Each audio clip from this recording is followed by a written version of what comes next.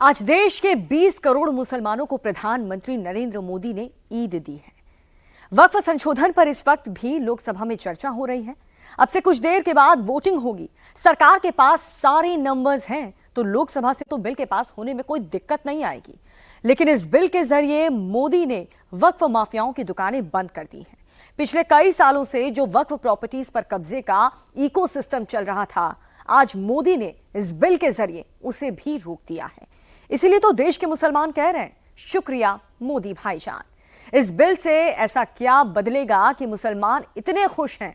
पूरी रिपोर्ट देखिए।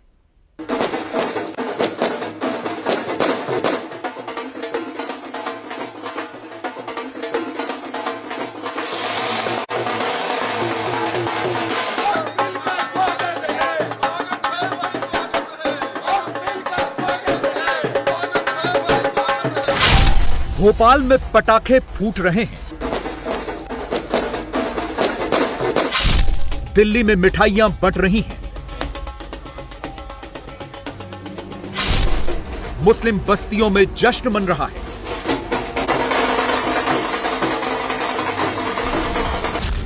क्योंकि मोदी ने देश के 20 करोड़ मुसलमानों को ईदी दी है। आज का दिन हमारे लिए ईद का दूसरा दिन है और ये दूसरी ईद हमारी है। जब कोई चीज अच्छी होती है तो उसमें कुछ लोग आते हैं जो शोर मचाते हैं कि रोको रोको। अच्छाई को तो रोकने के लिए बुरे लोग हमेशा खड़े होते हैं। पहली बार ऐसा हुआ 70 साल में जो मुसलमानों के साथ अन्याय हुआ है, उसके खिलाफ खड़े हुए हैं मोदी जी और बहुत अच्छा काम कर रहे हैं। ये पहल मोदी जी ने करी है, वो पैसा जो है अब गरीबों में बटेगा। सोचिए, अगर देश के मुसलमानों के वोट मोदी को मिलने लग जाएं तो क्या होगा? मुसलमानों को अगर यकीन हो जाए कि उनका विकास मोदी ही कर सकते हैं तो क्या होगा? अगर मोदी ने अपने विरोधियों की मुसलमानों की 20% वाली पॉलिटिक्स खत्म कर दी तो क्या होगा? क्या मोदी के वक्फ संशोधन बिल का असर 2029 के चुनावों में दिखेगा? ना दूरी है ना खाई है, मोदी हमारा भाई है। ना दूरी है ना खाई है, मोदी हमारा भाई है। जाएंगे भाई जेल जाएंगे, जेल जाएंगे, जाएंगे भाई जाएंगे, जेल जाएंगे। संसद में बिल पेश हुआ और पूरे देश के मुस्लिम मोहल्लों में ऐसे ही नारे लगने लगे। मोदी को रातों रात मुस्लिम बस्तियों ने भाईजान मान लिया। लेकिन मोदी के विरोधियों ने तो बड़ा नैरेटिव चलाया था, बहुत बड़ा प्रोपेगेंडा किया था कि वक्फ संशोधन बिल के जरिए मोदी उनकी प्रॉपर्टी छीनना चाहते हैं, उनकी मस्जिदें, दरगाहें, मदरसे और कब्रिस्तान छीनना चाहते हैं। मुस्लिम वोटों की सियासत करने वालों ने पूरे देश में ऐसे ही बड़े बड़े सम्मेलन आयोजित किए थे। इन सम्मेलनों के जरिए सरकार को या मुस्लिम वोटों की सियासत करने वाली पार्टियों को बाकायदा धमकी दी गई, मुसलमानों को खूब डराया गया। लेकिन सरकार जब आज बिल लेकर आई तो यह पूरी तरह से साफ हो गया था कि इस बिल में ऐसा कुछ नहीं है जैसे दावे किए गए थे। दावा था कि बिल मुसलमानों की संपत्तियों को छीनने का है, लेकिन आज यह साफ हो गया कि यह बिल मुसलमानों की संपत्तियों को छीनने का नहीं, बल्कि मुसलमानों को उनका हक दिलाने का है। और मान्यवर, ये जो भ्रम खड़ा किया जाता है कि ये एक मुस्लिम भाइयों के धार्मिक क्रियाकलापों के अंदर, उनके दान की हुई संपत्ति के अंदर दखल करने का है, ये बहुत बड़ी भ्रांति फैलाकर माइनॉरिटी को डराकर अपनी वोट बैंक खड़ी करने के लिए किया जा रहा है। मान्यवर, कहां पर गैर मुस्लिम सदस्य रखे जाएंगे? परिषद में और वक्फ बोर्ड में। उसका काम क्या है? उनका काम धार्मिक क्रियाकलापों को कुछ चलाने का नहीं है। वो शुद्ध रूप से वक्फ का जो कानून, दान के लिए किसी ने दी हुई संपत्ति, उसका एडमिनिस्ट्रेशन अच्छे से चल रहा है नहीं चल रहा है, कानून के हिसाब से चल रहा है नहीं चल रहा है, या तो दान जिस चीज के लिए दिया गया, इस्लाम धर्म के लिए दिया गया, गरीबों के भोजन के लिए दिया गया, गरीबों के उद्धार के लिए, वो उद्देश्य के लिए इसका उपयोग हो रहा है नहीं हो रहा है, इसका नियमन करने का काम है। पूरी दुनिया में सबसे ज्यादा वक्फ प्रॉपर्टी भारत में है। वक्फ के पास कुल 9.4 लाख एकड़ जमीन है। आरोप यह है कि पुराने वक्फ कानून में मिले अनगिनत अधिकारों की वजह से अंधाधुंध वक्फ की जमीनों पर कब्जा किया गया। जो संपत्तियां वक्फ भी नहीं थी उन्हें भी जबरन वक्फ करके उन पर कब्जा किया गया। अब कायदे से तो यह होना चाहिए था कि इन वक्फ प्रॉपर्टीज का इस्तेमाल मुस्लिम समुदाय के पिछड़े तबकों के लिए किया जाता। इन वक्फ प्रॉपर्टीज पर स्कूल, हॉस्पिटल, यतीम खाना बनता, लेकिन ऐसा कुछ नहीं हुआ। बल्कि मुस्लिम समुदाय के कुछ वक्फ माफियाओं ने इनमें से ज्यादातर प्रॉपर्टीज पर कब्जा कर लिया। उल्टा कानून ने उनके कब्जे को और संरक्षित कर दिया, क्योंकि पुराने कानून में वक्फ के कब्जे को चैलेंज नहीं किया जा सकता था। लेकिन अब नए कानून में संपत्तियों पर ऐसा कब्जा नहीं हो पाएगा, क्योंकि नए कानून के मुताबिक यदि कोई संपत्ति सरकार की संपत्ति घोषित होती है तो उसे वक्फ संपत्ति नहीं माना जाएगा। वक्फ बोर्ड की जांच शक्तियों में भी कटौती हुई है। अब वक्फ बोर्ड को यह तय करने का अधिकार नहीं होगा कि कोई संपत्ति वक्फ है या नहीं। दुनिया में सबसे ज्यादा वक्फ प्रॉपर्टी हिंदुस्तान में है। सिर्फ हमारा देश में ही नहीं, दुनिया का सबसे बड़ा और सबसे ज्यादा वक्फ प्रॉपर्टी हिंदुस्तान में है। तो फिर ये क्यों है 60 साल तक आप सरकार में रहे हैं, हमारे देश में मुसलमान इतना गरीब क्यों है? जब दुनिया का सबसे ज्यादा वक्फ प्रॉपर्टी हमारा देश में है, तो हमारे गरीब मुसलमानों का पढ़ाई के लिए, मेडिकल ट्रीटमेंट के लिए, स्किलिंग के लिए, इनकम जनरेशन के लिए क्यों काम नहीं हुआ आज तक? बताइए। ये दुनिया का सबसे बड़ा वक्फ प्रॉपर्टी अगर हिंदुस्तान में है, तो उस प्रॉपर्टी से गरीबों का उत्थान के लिए, लोगों का भला के लिए अगर ये सरकार नरेंद्र मोदी जी के नेतृत्व में गरीब मुसलमानों के लिए काम कर रहा है, तो इसमें आपत्ति क्यों होना चाहिए? आप लोग बताइए। हकीकत यह है कि हर राज्य की जमीन पर वक्फ का अवैध कब्जा है, और यह सब पुराने कानून की वजह से संभव हुआ है, क्योंकि पुराने वक्फ कानून की धारा 40 के तहत वक्फ को किसी संपत्ति को अपनी संपत्ति घोषित करने का अधिकार था।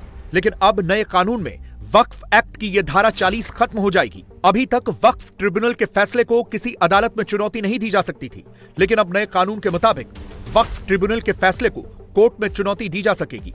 नया कानून बनने से पहले या बाद में किसी सरकारी संपत्ति को यदि वक्फ की प्रॉपर्टी घोषित किया गया है, तो वो अब वक्फ प्रॉपर्टी नहीं रहेगी। और ये सब पूरी तरह से मुसलमानों के ही हक में हो रहा है, क्योंकि मुसलमानों की भी प्रॉपर्टी पर अवैध रूप से बहुत से वक्फ बोर्ड्स ने कब्जा किया हुआ है। इस संशोधन से सबसे बड़ा फायदा क्या है? आज मुसलमान समुदाय के अंदर, यह नैरेटिव तो आप बना नहीं रहे, मुसलमान समुदाय के अंदर पसमानदा समाज के भी लोग हैं। आप जरा बताइए हमको, पूरे देश भर का उदाहरण देके बताइए कि पसमानदा समाज का वक्फ पर कोई है? वक्फ में उसका बेचारे का कोई शे है? कितनी बड़ी आबादी है पसमानदा समाज की, उसका कोई शे है? आप पूरे देश में, आपके नेता, कांग्रेस पार्टी के नेता पूरे देश में चिल्ला चिल्ला के कह रहे हैं जातीय गणना कराइए, जनगणना कराइए। तो कराइए, तो मुसलमान के पसमानदा के आप खिलाफ कहां हैं? अगर उनको हक दिया जा रहा है और उनको अधिकार दिया जा रहा है। इसीलिए तो देश का मुसलमान जश्न मना रहा है, और ये देखकर मोदी के विरोधी दुखी दिख रहे हैं। मोदी के विरोधियों को लग रहा है कि कहीं मोदी उनके इस वोट बैंक को अपनी तरफ न कर लें, इसीलिए वो इस वक्फ संशोधन बिल का और ज्यादा विरोध कर रहे हैं, क्योंकि उनकी पूरी राजनीति इसी मुस्लिम वोट पर टिकी है। 2024 के लोकसभा चुनावों में उत्तर प्रदेश में अखिलेश यादव और कांग्रेस के गठबंधन को 92% मुस्लिम वोट मिला। इसी तरह से पश्चिम बंगाल में ममता बनर्जी को 2021 के चुनावों में 75% मुस्लिम वोट मिला था। ये पार्टियां मुस्लिम वोट को अपनी बपौती समझती हैं, एक तरह का फिक्स डिपॉजिट समझती हैं, और उन्हें यह डर लग रहा है कि अगर मोदी और बीजेपी ने मुसलमानों को इस बिल के माध्यम से लुभाकर अपना मुस्लिम वोट परसेंटेज बढ़ा दिया, तो फिर उनकी मुश्किलें बढ़ जाएंगी। अभी तो 2024 के चुनावों में बीजेपी को सिर्फ 8% मुस्लिम वोट मिला। अब अगर इस बिल ने बीजेपी को मुसलमानों के 15 से 20% वोट दिला दिए, तो मोदी की सीधे 30 सीटें बढ़ जाएंगी। बस यही डर विपक्ष को लग रहा है। मान्यवर, आज देश के कई गणमान्य चर्च और चर्च के समूह वक्फ बिल का समर्थन कर रहे हैं। उनको लगता है कि इसका विरोध कर हम मुस्लिम भाइयों की सिंपैथी जीतकर अपनी वोट बैंक पक्का करेंगे। उसमें कोई फायदा नहीं होगा अखिलेश, इसलिए कि 4 साल में मुस्लिम भाइयों को मालूम पड़ जाएगा कि कानून तो उनके फायदे में है। मान्यवर ये कह रहे थे कि कोई गड़बड़ियां नहीं हुई। मान्यवर,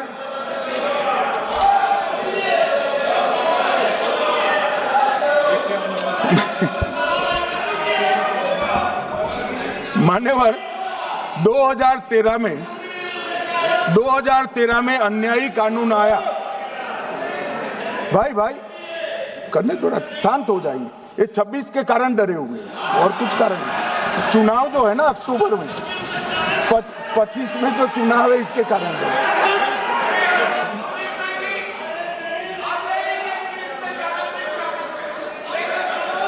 बैठ जाइए। बंगाल में आकर कहूंगा ये राजनीतिक हिसाब किताब का अखाड़ा नहीं है। छाती पर ठोक कर कहूंगा ज्यादा सिखाएंगे। इसी डर की वजह से विपक्ष और मुस्लिम वोटों के ठेकेदार भ्रम फैला रहे हैं, मुसलमानों को डरा रहे हैं और मुसलमान इस बिल का जश्न मना रहे हैं। वही मुसलमान जिन्हें मोदी के नाम से, बीजेपी के नाम से, वक्फ संशोधन एक्ट के नाम से डराया जाता है, वो खुद कह रहे हैं कि मोदी ने 3 दिन में उन्हें दूसरी बार ईद मनाने का मौका दिया है। वो मोदी मेरा भाई वाला नारा लगा रहे हैं।